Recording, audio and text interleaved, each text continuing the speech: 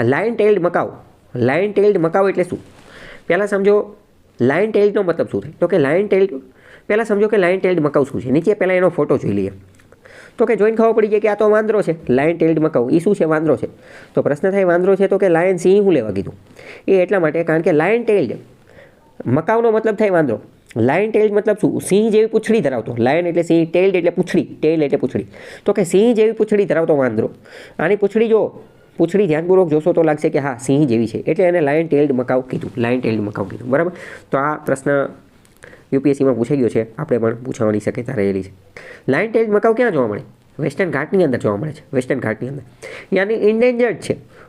ઇન્ડેન્જર્ડ western ઘાટમાં જોવા મળે. Most important ઇન્ડેન્જર્ડ છે. અને મોટે ભાગે કેરળ, કર્ણાટક અને તમિલનાડુમાં જોવા મળે છે. વેસ્ટર્ન ઘાટ બધું ત્યાં જ આવેલું છે.